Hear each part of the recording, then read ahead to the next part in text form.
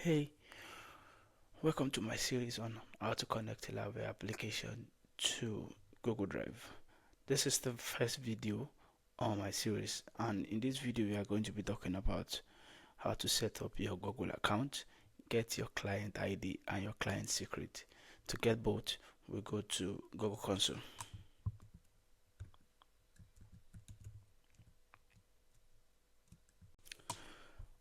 For me, it takes me straight to the dashboard, but for you, it might be different. You might be required to log into your Google account. Once you log in, you should be directed to this page. And on this page, we want to click on select a project and then click on new project. We are required to type a name for our project, so I'm going to be calling it YouTube project. For most personal projects, there is not going to be an organization, but if you have one, click on the organization and then click on create. This takes a few minutes to create, so wait for it to be created. Once it's created, you have to make sure you are selecting the right project. You can either click on select project from here, or you go on select a project from here and then you click on YouTube project.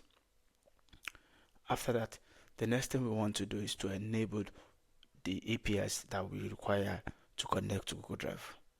To do that, we head on to click on this navigation menu. Under the PIM product, we find APIs and services, and under that we go under library. This lists all the old APIs library that Google has.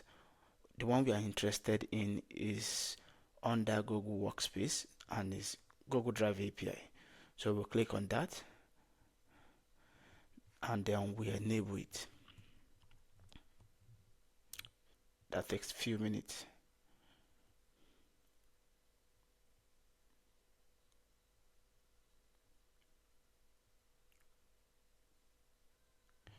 And we are taken to this page. The next thing we want to do is to create Google OAuth consent screen. So we head on to click on OAuth consent screen and then we'll click on get started. So this requires us to type some basic information for our app, like app name and support email. So I'm going to be calling this let's call it Lara Drive. And for the user support email, I'm going to be picking my email and then I'll click on next. So we have two types of audience. The first type being internal is only available for people that have a workspace email, and basically it means your application is only accessible to user within your Google Workspace organization. This is typically used in an internal company tools. And for external, which is the one we are going to be using, this means that your application is available to any Google account users, which is what you would typically pick when you are building a public facing application. So we are going to click on external and then click on next. For contact information, I'll still keep my email address and then click on next. I'll agree terms and condition and then click on continue. Then click on create. That takes a few minutes to create. Then the next thing we want to do is to create OAuth client. So we are not going to click on this create OAuth client button from here, because if we do, that will basically create an OAuth client for the metrics. So what we want to do is to go on client page and click on create client. On this page, we are asked which type of application we are building. Since it's a Laravel project, we know it's going to be a web app. So if you decide to change the name, but for us, I'm going to leave the name as web client 01. The next thing we want to set is the authorized redirect URL. Basically, the authorized redirect URL is where Google will send the user back to after they've granted your application the permission. So for now, we are going to be using the Google OAuth Playground. So I'm going to add that now.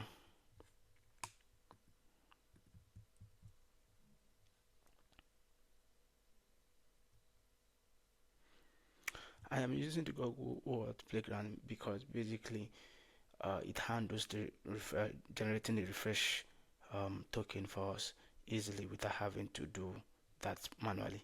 So I'm going to click on create, and once that is done, I get this modal that shows me my client ID and my client secret, which is very important. I would advise you download the JSON file and keep somewhere safe. I can then click on OK to close the modal.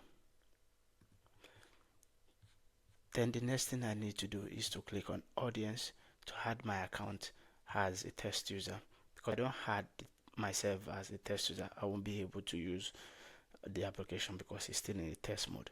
So I'm going to click on add user and I'm going to type my email.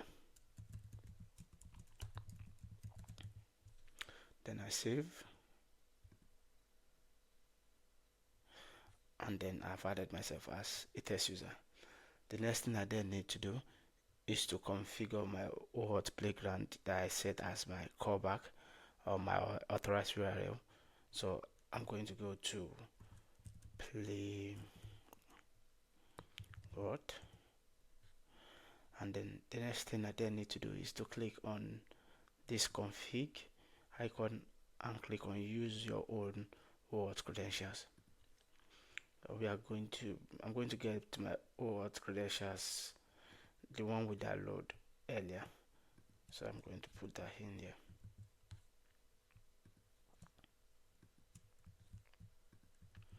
And then I click on close, and then the next thing I want to do is to find the service that I want to connect to OAuth Playground.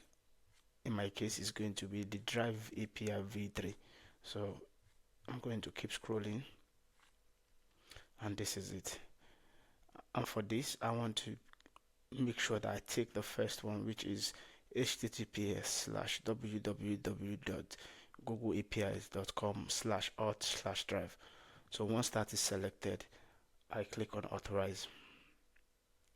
It requires me to log into my account, and then I click on my account. So it's going to show me this notification screen telling me that the app is not verified. I should only give access to this application if I know that is safe and I know the developer. In this case, I'm the developer, so I know it's safe. So I click on continue, and this is the content screen that shows the user what they are given access to. So for me, it's going to be the drive, and these are the actions that I can perform on the drive. So I'm going to click on continue. I'm happy with that. And then the next thing is to tick on this auto refresh the token before it expires. This is very important because this is the one of the reason why we are using the OAuth Playground, because we want him to handle refreshing of our token for us. There's two things you need to keep in mind. When you are building an external audience app, you have to verify your application for your token not to expire. But when you are building an internal audience app, which is only available for workspace, you don't need to verify your application, and your token never expires. So those are the two things that you need to keep in mind. When you are building an app that is an external audience app, you have to verify your application for your token not to expire, right? For a workspace token, it expires every 6 months. For a personal account token, it expires every 7 days. I'm going to tick this and then click on exchange code for tokens. And once I click on that, it generates a refresh token and an access token for me, and it automatically takes me to this third step, which I don't need to do. I will click on step 2 and go back to this. I will copy this somewhere, save. Once I copy this to somewhere safe, and we are done with the basic Google account configuration, and we already have our client ID and our client secret. So just to recap what we did in this video, basically we enable Google Drive API, we configure our consent screen, we generate our client ID and client secret, and then we set up a redirect URL, which is the Google World Playground, and also configured Google World Playground to undo refreshing of the token before it expires. So for the next video, we are going to be looking at actually using these keys and then installing packages and then using that packages to communicate and perform action with our Google Drive. If you find this video helpful, please hit the like and subscribe button for more videos like this. See you in the next one. Thank you.